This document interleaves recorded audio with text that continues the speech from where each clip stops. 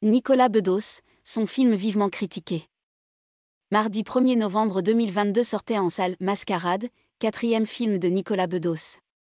Très attendu en raison de son casting, le film reçoit néanmoins de vives critiques comme le résume Le Figaro le mercredi 2 novembre 2022. Depuis mardi 1er novembre, les spectateurs peuvent se rendre à la projection de Mascarade, quatrième film du réalisateur Nicolas Bedos, après le très apprécié Monsieur et Madame Adelman, ou le succès La Belle Époque. Une nouvelle fois, le film promettait d'aborder les questions chères au réalisateur, la déliquescence de l'amour, le temps, le luxe. Et c'est peu dire s'il était vivement attendu. La présence d'acteurs phares tels qu'Isabelle Adjani, Pierre Ninet, François Cluzet et Emmanuel DeVos ou encore de Marine Vatch campant le rôle d'une courtisane moderne, aiguisait l'impatience des spectateurs. Aux trois acteurs phares placardés au milieu d'un décor cannois idyllique qu'on devinait ensoleillé et glamour.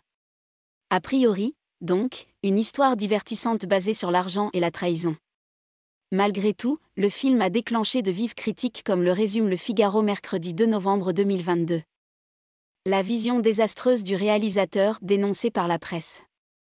Mais elle met aussi en scène du fric, du cul, du fric, du cul, du cul, du fric, et pour maquiller tout ça, un beau liant de considérations philosophiques fumeuses, par exemple sur le fric, dépeint le média Les Inrocks dans une virulente critique qui dénonce la vision désastreuse du réalisateur, dont l'imaginaire semble désormais se durcir, se calcifier du côté de quelque chose de très glauque et acrimonieux.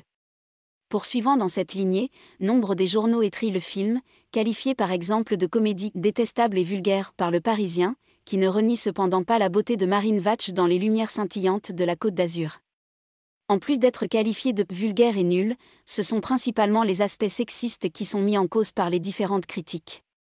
Titrant malicieusement son titre par On en a plein le bedos, Libération était son acerbe critique par ces mots, décrivant le film comme plein de ces ruminations sur la guerre des sexes à l'air maître tout et d'une vision assez terrible des actrices.